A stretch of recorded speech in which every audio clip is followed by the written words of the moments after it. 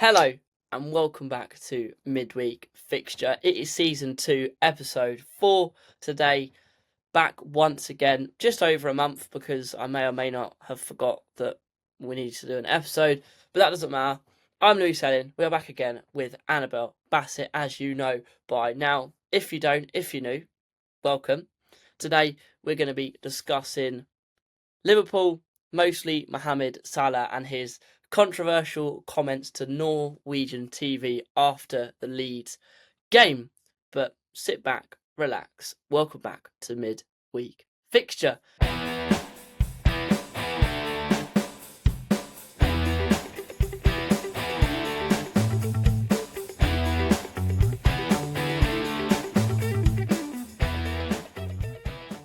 So, how are you today, Annabel? I'm good. Didn't expect to be discussing this. I know we had some sort of plan for the pod prior to it starting, and now with the whole news of Salah, I think it's really important to talk about, and it's a massive topic going into Christmas. So yeah, I'm looking forward to discussing it. Yeah, we were originally going to talk about the Christmas schedule, the December-January schedule, but Salah has thrown a spanner into the works, and maybe some people think his toys out of the pram. But yeah, a bit of context to start. Liverpool this season, won the league last season, were expected to completely dominate once again. They had a pretty good start to the season, to be fair. Ekitike was on fire. They brought Alexander Isak in, and many people thought they were going to get even better. But actually, they've got a lot worse. They currently sit 8th, ninth Yeah. in the table, around that area, which is not where Liverpool should be. Miles away from Arsenal at the top of the table. They just drew to Leeds 3-3, and they've just had a disastrous, maybe after game week 5 from there to now, the disastrous last 10 league games and have many Champions League games as well. They did beat Frankfurt, they did beat Madrid, so they've had a few good results there, but the big topic is Mohamed Salah being dropped for the last 3 games. He has been on poor form, makes sense why he's been dropped, but he then come out after the Leeds game and said a few strong comments. I'll let you touch on that first and give me your thoughts and tell us about what Salah said. Yeah, well, there was quite a lot. I mean, obviously, he was saying he feels like he's been thrown under the bus. I feel like that's a key quote. Him sort of talking about the club, but alluding to one person in particular. The media have asked Slot since if it was about him. Of course, he's a Liverpool manager, but Slot wouldn't really say. I think perhaps it is him, but we can't be entirely sure who is this one person who Salah's saying is basically wanting him out of the club, doesn't want him to play, and also he used the word scapegoat, which is obviously another really strong word, which I think is very interesting to see how he obviously believes he's getting most of the blame, and unfairly so, for Liverpool's poor run of form. Obviously, he's one of the few players who remains on the bench. For a Slot likes to bring in different players. I'm sure we'll touch on Chiesa as one who may feel unfair about the minutes he's getting, but you're looking at Salah, and yeah, he's kind of saying he's the only one who's sort of missing these big games. Obviously, not played for 3 in a row, didn't come on, I believe, against Leeds either. And when you're looking for a goal, to try and extend the gap when it was 3-2, or even to get that winner after it went to 3-3, wasn't the case, that he came onto the pitch. So yeah, that's sort of what he was saying. And as you mentioned, it's interesting he chose to do it to a Norwegian outlet and after a loss. But yeah, I just think, if it coming on to my opinion on it, obviously I was very shocked. I think everyone was. But it seems maybe like a strategic move. I'm sure we'll talk about what Jamie Carragher himself had to say, and he's sort of planted that seed in my mind of it perhaps being a strategic move from Salah to come out after such a big loss right at the end of the match, and kind of talk about how he feels unfairly treated. But I think personally, like you mentioned, his poor run of form, I don't think it's bad to drop a player no matter what your stature is at a club, because at the end of the day, you are a player still. You're in the same team. Everyone should be treated kind of equally, not obviously his legendary status, but in terms of being a player, you've got to fight for your position no matter who you are. So I don't necessarily think it's a bad thing Slot's dropped him, and I also think it shows, he's audacious and strong enough to say to a player like Salah, I don't think you're good enough right now, and kind of give him an impetus to get better, I guess. Yeah, I mean, if you look on the sort of really basic level of it, player on bad form, drop them. That's fair enough. But I don't know if Salah would say what he said just on that. I feel like there Yeah. has to be more said behind the scenes with the whole Yeah. scapegoat thrown under the bus thing. Because, I mean, yes, he's done it before with the whole contract situation, but again, there was more to that as well than just playing. He wants a new contract. They didn't speak to him, supposedly, which a player of Salah's stature, I feel that would be quite disrespectful to not hear anything at that point about getting a new contract. Yeah. It's kind of valid what he said then. But then he has been poor. So it's a. But then not bringing him on when you're drawing 2-2 with Leeds after being 2-0 up is another thing. He said there was broken promises as well, which a lot of players have been throwing around in the summer as well, with Isak saying broken promises from Newcastle. So what those promises were, we don't know yet. We probably will never know. But the fact that he hasn't travelled to Italy for the Liverpool Inter Milan game, I think it's tonight. Is it tonight? Maybe it's tomorrow. I I think think it's it's tonight. Says a lot. His Twitter post this afternoon as well, him yeah. sitting alone in the Liverpool gym was really, really interesting. But I'm kind of 50-50 on it. Yeah, I think with the broken promises as well, it's like until we actually know. I mean, Salah could have come out and explained what they were. I genuinely believe a bit like I'm sure we're going to mention imminently Jamie Carragher, but the fact that he was saying the broken promises just seems to really be you're going to play, you're going to be our star man. Like we want to give you the money, which was obviously a massive part of the side of the contract, which Liverpool were obviously weighing up. Do we want to pay Salah, or if he's got his eyes elsewhere, perhaps the Saudi Pro League, then will they pay him? Because at an age of 32, you kind of got to weigh up, is he going to continue in this form? And of course, we've seen he hasn't. But Liverpool backed him, they gave him his money. And I do think that probably the broken promise was purely just, you're going to play. And he feels after 3 games that he's, obviously had that broken promise. But as we say, if you're not on form, I don't think you can complain too much. And I guess the disappointing thing for fans who maybe stand more so on the Arne Slot side in terms of not playing him is that you'd want Salah to use it as impetus as fire to come back. He's obviously committed to the club. He wanted to remain with Liverpool. So it's interesting to see that instead of trying to fight his way back into the team, he obviously feels he doesn't need to do that. He doesn't think he's been fairly treated. He should be playing. And so he's potentially going to go elsewhere where he can actually play for another team, which I think is a very sad way if it does end that way. I mean, promise is a promise, and if you've promised him to play, then I don't agree with that, though. I mean, it depends what the word was.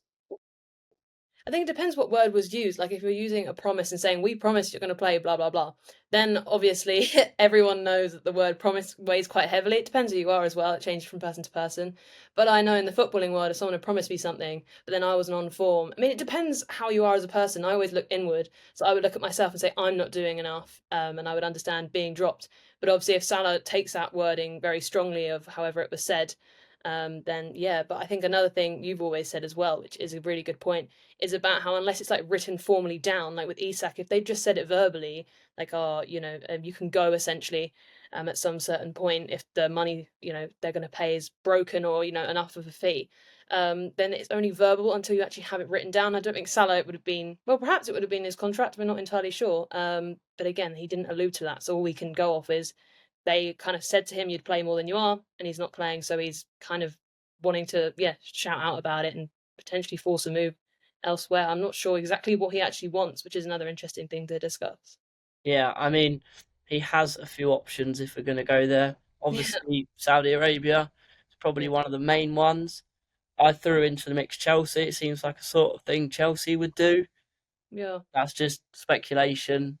Go back to Chelsea. That'll be a full circle moment. Apparently, Salah is open to a loan move just Okay. to get out of Liverpool, but I'm not entirely sure about that Mhm. because he seemed happy in the training photos yesterday. He's been training. Obviously, hasn't travelled today. He said he called his parents. The Brighton game might be his last game at Anfield. We don't know if that will be the case. Slot said he has no clue. But yeah, a move at this point in time seems pretty likely. But where he goes, I have no idea. I'd be surprised if he moved to another Premier League club. But at the same time, I also wouldn't be surprised if he moved to another Premier League club. I think that would be very audacious from him. Like his legacy of Liverpool will be really tainted, especially if we're presuming he's going to go to one of the top sides, as you mentioned, Chelsea. There, I do not know how the fans. I mean, I would know how the fans would feel about it. I personally would not be pleased. We kind of had that same story with De Bruyne, where It's a kind of similar thing in terms of he obviously wasn't really spoken to about his contract running down. City didn't offer him a new one, so our choice was to kind of move him on, and perhaps that's how Liverpool sort of feel now, especially after Salah's spoken out. Like maybe it's easier for both parties if he departs, especially at his age and his poor run of form. But yeah, and then obviously De Bruyne never spoke out. It kind of ended in good terms, thankfully. But there was always that fear that because he thought, I can still play at the top level and I should be getting more minutes than I am, a bit like Salah, then then that he was going to go to a Premier League club, and that would really taint kind of the fans' feeling toward him because I know what he's capable of. But we've also seen City were perhaps right in terms of the injury-prone side of De Bruyne to sell him. It's kind of cutthroat, but you have to. And obviously he's gone to Napoli, and that was a pleasing sight. So I think coming back to Salah, I don't think Liverpool fans would want to see him at another Premier League club.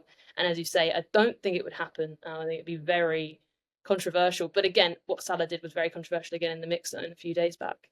Yeah, I mean, it just depends how he's feeling, how disrespected he feels. Then Yes. maybe it's a throw it back in your face thing. But who knows? Who knows? The only thing, or one of the things I kind of feel or agree with Salah is Yeah. why him being thrown under the bus? Yes, he's been poor, but they dropped him and they've still been rubbish without him. Yes, that's a very difficult thing where I I understand think Salah. there's been other players who have been a lot worse in terms of one particular centre back. Yes. Canate has been really, really poor. Even Slot said he's been too much at the crime scene on a lot of occasions. Give away the penalty against Leeds, has made a mistake in most of the games this season. Why has he not been dropped? Yeah, I mean, again, I don't know too much, but people were saying that obviously the squad depth there in the winger positions is stronger than in the centre back role. So he was happy to kind of keep playing Canate, which is an interesting thing that maybe Salah doesn't agree with. But I mean, yes, they have stronger depth, but still, if a player's playing really, really bad, if you can drop Yeah, Salah, then you can drop Canate, especially a player yeah, making that many mistakes. And the winger depth, I mean, he has depth, but he doesn't really use have that. Chiesa. Yes, that's true. Chiesa's probably not going to be in the squad against Inter Milan because he was ill. Gakpo's injured as well. So if Salah had just stayed quiet, he'd probably be back in the team. But Yeah, it's very true. I mean, it is tough because, like you say, if Salah's not performing, there are also other players you want. I mean, people say Gakpo's almost undroppable, but why? He's not excelling really either. So no, it's hard to understand why. I can only think of it as like impetus, like to say we've given you this money, you're going to be our talisman, but you're not turning up right now. We won't play you, give you an impetus to kind of do better. But obviously, it's kind of backfired spectacularly because now he's getting annoyed at the club, which I don't know. It's very difficult, I think, this whole situation because again, we're talking about how Salah could go and spite them by joining another Premier League club. I'm like, why would you want to do any of that considering, Liverpool and him as a partnership has worked so well for years. They've won so many trophies, and had such a fantastic time. And, I don't know, he's almost synonymous with Liverpool. So it's hard to separate the two, but almost now you're going to have to because there's a feud which, yeah, as you say, I don't know why he'd do that when you're looking forward now and he potentially could be back in the team for the game today. if he Obviously, can't. keep quiet, but yeah, Yeah, Slot said there's always a way back for players, so we will see what happens there. But talking of players or people talking, it's time to touch probably on the even bigger comments than the Salah ones last night.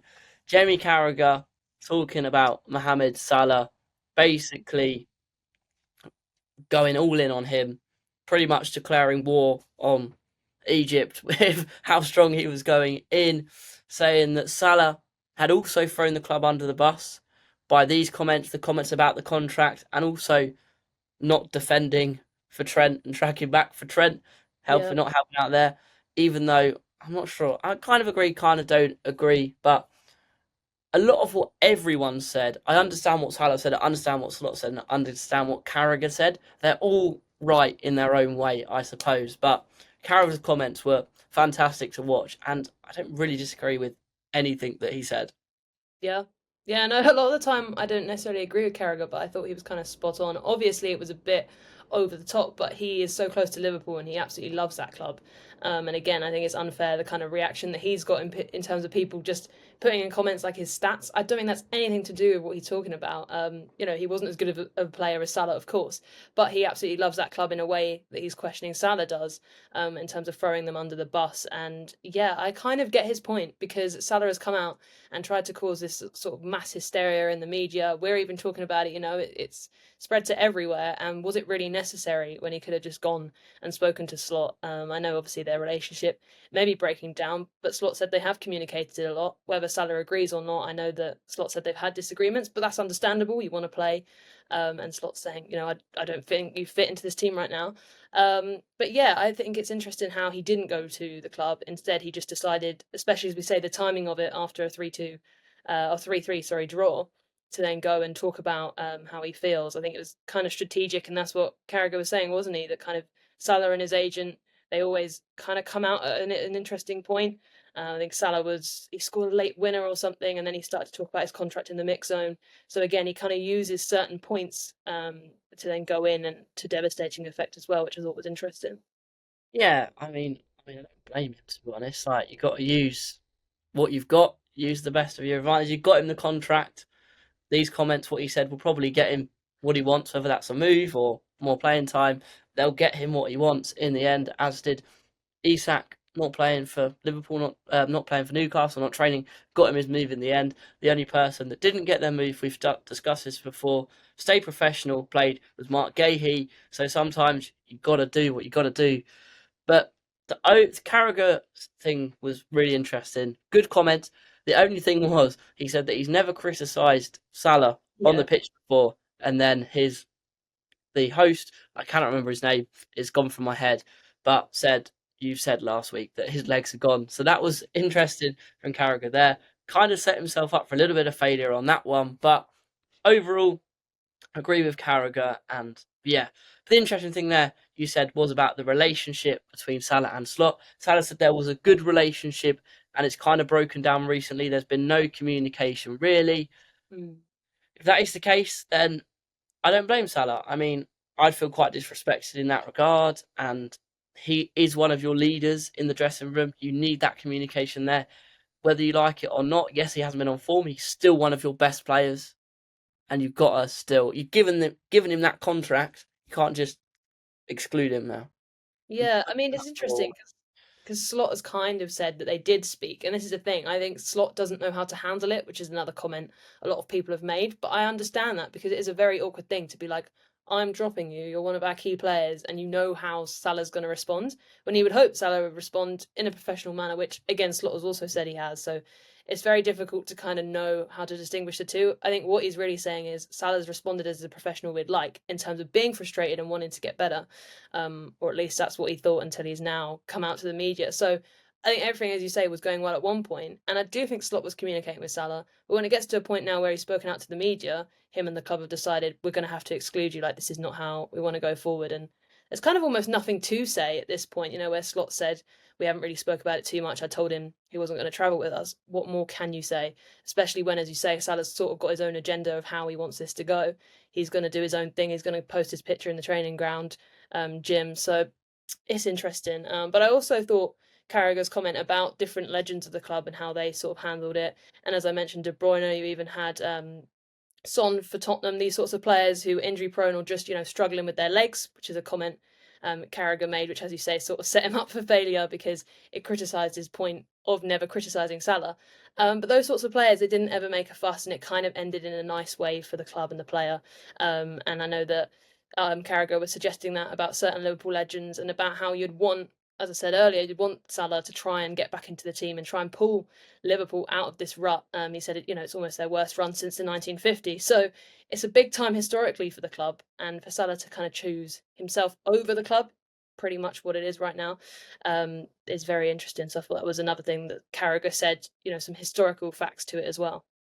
I agree. You'd like Salah to try and get back in the team and help Liverpool, but if he's being dropped for 3 games, how is he meant to Do help anything. the team and get them back on? And Yeah. now he's missing this game. Will he play against Brighton? Who knows? Will he start against Brighton? I don't know. he also goes to AFCON after the Brighton game. Maybe this is just him not wanting to get injured for AFCON. Yeah, perhaps as well. I mean, This, I'd be surprised if he starts against Brighton. I don't think, the way he's handled everything, he'd be lucky to even come on. But I definitely think it would be interesting to see because, like you said earlier, his family, I think, are going to be at that game, perhaps yeah, the last one. So I don't know, but even if he gets minutes or doesn't, I think there's going to be that fear around the whole club of what he's going to say next, what he's going to do. Because as you I say, then he mean, goes off to AFCON. if he starts, Yeah. I have a feeling it might be the beginning of the end of his time at Liverpool. Because after what you say, if he's not gonna go, then why would you start him and give him that last moment at Anfield? His reaction after the game was very interesting as well. Mm, Around clapping. The Liverpool fans probably will do the same thing at Anfield against Brighton, but we shall see. I'm mm. sure he'll say some stuff at AFCON. A lot usually comes out at AFCON, some absolutely crazy comments, but that's why we love that tournament. Yes. But yeah, we will see what happens with Salah. But give us your thoughts. Are you team Slot? Are you team Salah? Are you in the middle? Or maybe your team Carragher in this? Yeah, well, I feel like Carragher's sort of siding with the club and Slot though, in terms of like saying, you don't want to throw the club under the bus, work with it internally. And I completely agree. I wouldn't ever want to see a player, at City personally or at any club, kind of speak out against a bad situation when you can kind of deal with it in-house, unless he felt he couldn't. So there's a lot of unknowns, as we say, and that kind of makes me sway a little bit, but I actually still think I stay with the Slot side. You can talk about Salah and how much of a legend he is, and fans will easily. I think it's more easy to side with Salah because of what he's done for the club, and to say, oh yeah, he's been treated poorly because Slot could eventually be out of a job, and obviously he's only won one title with them, whereas you can say Salah arguably helped him win that title massively, and obviously has won them previous ones too. But no, I still think that's irrelevant in this conversation personally, in terms of it's about morals and kind of how you go about situations. So no, I stand with Slot in terms of dropping a player who's not in form, and how Salah's handled it. I wouldn't particularly want a player to do so, and I agree with Carragher. The club is bigger than any player, and the fact that he only comes out really into mix zones when he wants something, as you say, players are having to do it more and more. But do I agree with it? Not necessarily. But it's kind of the way things are going because you can't ever really get your way. You can't always rely on verbal agreements. So it's tough. But yeah, I'd say more on Slot's side and Carragher. Interesting. I think I'm with Salah on this one mostly. Yeah. I agree with Slot in terms of dropping a player that's been off form, Yeah. but a player as good as Salah for 3 games Mhm. is a bold thing to do, Yeah. especially when you clearly weren't playing that much better without him anyway.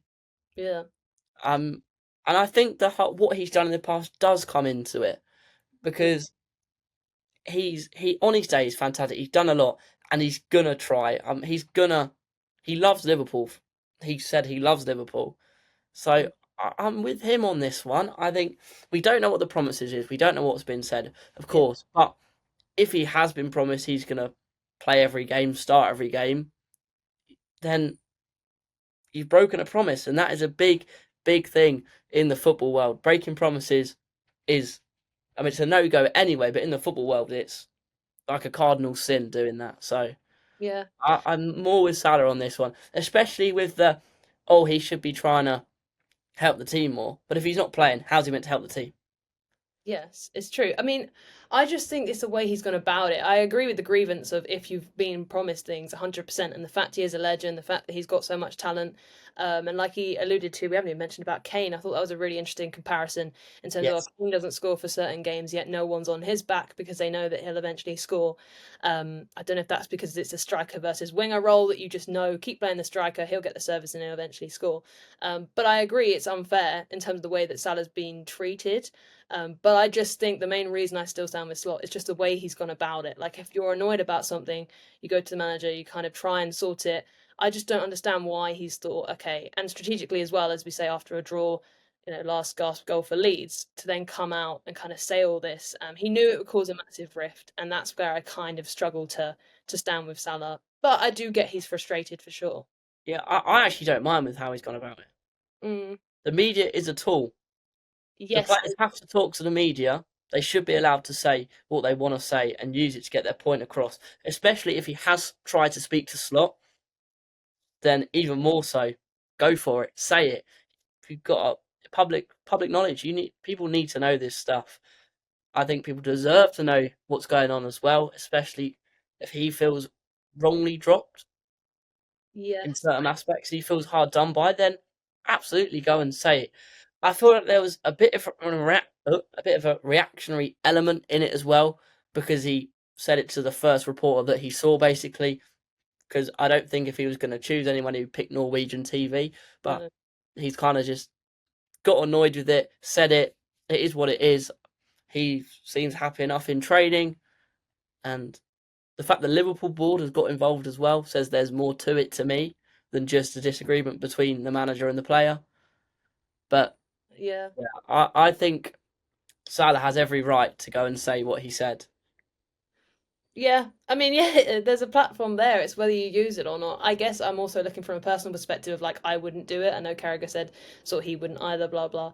But I think it's sometimes just about swallowing your pride. I don't know. I just think obviously it comes to a point, and maybe for him he thinks 3 games is a lot. I personally don't think 3 games is a lot. Again, and that's how people look at things differently. I think if it gets to more than 5, and you're thinking you're doing everything right on the training pitch, and you're turning up, and you're not having any sort of grievance toward the manager, which in this case with Salah, obviously, I think he feels a certain way, which every professional would. But no, I just mean, I think after 5 or something like that, then it starts to become a problem where you don't see a route back in.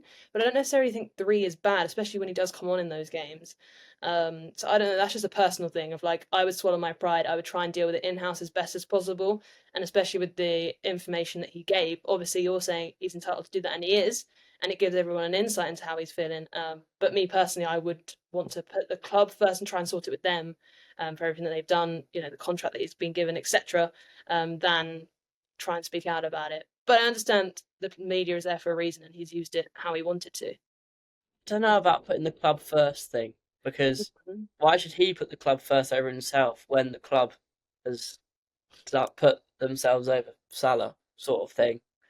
But no player is bigger than the club, though. They obviously thought the right thing was to drop him. So I think he's got to swallow that and understand that he's nothing without the club. They're nothing without him. I don't know. It's a very difficult situation to be He, honest. I mean, I kind of agree that he's not nothing without the club, but because he's going to go elsewhere and he's going to be fantastic. Probably, or he'll play the second half of the season with Liverpool and he'll be fantastic. Either way, wherever he goes, if he stays, if he goes, he's going to be fantastic. That's But just how do how we it is. know? How do we know? Because everyone Because thought he'd hit the ground running for Liverpool this season. I was one of them. My dad said, "Oh, he's going to have a drop off." We've seen that with him and Van Dijk, 2 players who extend their contract. Was it the right decision? And yeah, I don't know. You can't ever call he whether will he's be hit for. fantastic. He's Yeah. not going to be the level that he was, but he's still going to be fantastic because that's just who he is. He's a fantastic player. But yeah, I mean, I think he said the right thing. You've got to say it. You've got to say it. 3 games, in my opinion, is quite a lot of games. That's Mm, what 270 minutes of football. You're drawing yeah. 2-2 with Leeds, who they're okay. They're not brilliant.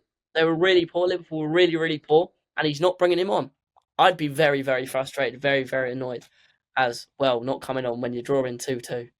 Don't you think it's a way that maybe again this is literally speculation now, but don't you think it's a way that maybe Salah's handled it that Slot thought I'm not going to bring you on because in other games he dropped him. He thought I want to go with this team. I'm sticking with my guns. I'm making an audacious decision, which I also like about a manager.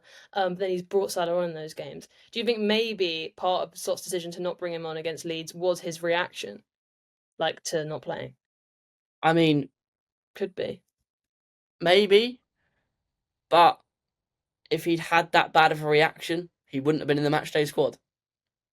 Yeah, it's even a big decision. Maybe he didn't want to go that step further. Again, we're entering speculation. I just think, yeah, it's interesting how things have gone down in terms of, as you say, Liverpool not picking to play him or Slot not picking to play him at all against Leeds. But we can't know the exact reason But yeah, why. I mean, I think my final straw would be that as well, personally. So Mm, we'll see. I mean, he's going to go and perform at AFCON. That's yeah, usually what happens in these situations. Come back, Liverpool will want him back, and then he'll leave in the January transfer window. That's how I see it going. jeez. I mean, another thing is obviously neither of us are Liverpool fans. It'd be interesting to see a Liverpool fan's perspective how they must be A feeling lot. because there's a divide between the fan base, which is another reason I think why they have to speak out because now it's causing even more chaos for Liverpool as a club. But anyway, I just think it's interesting how a fan would feel right now, especially as you say if he does go in January. I think a lot of them are on Salah's side. I've seen a lot of people saying Salah's a club legend, going to back him. Slot's been managing awfully this season. Yeah. And at the end of the day, I think this ends with one of them going. There is the chance Salah stays and it's all good, happy days, but I think it will end with one of them leaving.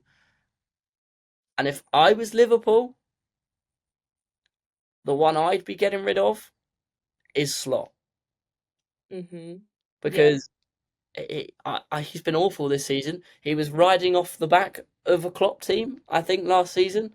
They Yeah. brought him in a lot of players, and he's handled it really poorly. Yes, it takes time for players to gel, but with the players that they had, the players they brought in, they should not be this bad. See, again, I think that's a difficult issue because I feel like Arne Slot last season, everyone was waxing lyrical about how well he did. That I think Barney Ronay described him as like a Swiss Army knife in terms of how the Liverpool team could adapt to any challenge.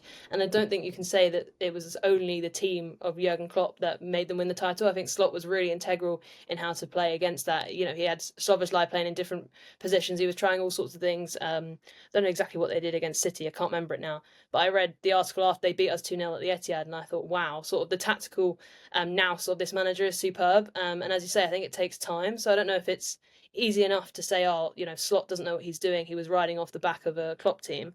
And on top of that, I think it's interesting because we're saying, oh, players need time to hit the ground running. And I feel that's the same with Salah, of course. And it's like, well, if we can say, you know, Wirtz hasn't hit the ground running, etc., but they're not getting annoyed, you know, or yeah, I think they're going to take their time, and it's going to eventually click potentially, or maybe we will see Slot leave. But that's a question for the future, as Salah's kind of decided right now, stuff isn't working. You know, he's not hitting the ground running, so he's kind of I don't know how to explain it, but I just think if the whole team's not working, there are new components coming in, and obviously it's not working for Salah either. But he's the one to speak out. I don't know. It's interesting. I also think that Slot doesn't have much authority Mm, because perhaps. he's Ekatike on unreal form at the start of the season. Isak comes in, puts him straight in once he was up to fitness. Drops Yeah, Ekatike even though he was on form. Scores 2 goals against Leeds. Probably won't start midweek yeah. or the weekend. And that's an interesting one. He's kind of happened to go with the more expensive, bigger signing because he doesn't have the there. I mean, he's dropped Salah, so he has some sort of Yeah. backbone, but it's just interesting that Salah was the one that he's picked there. Maybe someone does want to force him out of the club. We Yeah, shall see yeah, there. that's a good point, I think, actually, because it's like, how do you handle it? Because if it's based purely on form, you drop Salah, but then you wouldn't drop Ekitike. And I think that's another thing that no one's sort of talking about with Slot is it's not only that maybe he is a good manager tactically, it's the fact that you're also having to deal with these sorts of egos naturally because of the price that they are and the stature that they have. And it's just really difficult right now. I mean, with Wirtz, obviously, you want to play him because of the price tag. You want to play Isak because of the price tag. I know we've had a lot of conversations about how Slot can get the best out of the team in terms of potentially playing both Ekatike and Isak. But obviously, I'm no tactical master. I think you'd know more so than me. But it is really difficult, I think, for him to handle. And obviously, with this new Salah situation as well, it just compounds that. So I kind of have a little bit of sympathy for Slot in terms of how he's having to deal with it. As we say, he'd probably like to play Ekatike, but he's chosen immediately to play Isak, which makes no sense if we're going off of form. So it's interesting. Yeah, I also feel for Salah in terms of he's at a stage of his career now where he hasn't got that much longer left. He obviously wants to be playing. He needs to be playing, and he's been told that he is going to play by the sounds of it. So, yeah, it all comes down to what the promises was. But I think that is everything for today. Any developments, I'm sure we'll jump back on to see what happens in January. The next podcast episode will be out. See what that is about, what happens in the next few weeks, months. February, we'll probably be talking about the transfer window, and then we will see what happens from there. But I will be back next week on Tuesday, I believe, is the day that a video is coming out. Will be another tactical video for sure. What it is depends how good, how bad Brighton play against Liverpool at the weekend. But thanks for coming on, Annabel. It's great to have you back on again. And yeah, we will see you very, very soon. Don't forget to like, subscribe. Let me know your thoughts in the comments about Salah, about Slot. Which side are you on? and all that. Do whatever you want with the video. It's completely up to you. But you know the outro by now. Do it with me. Adios.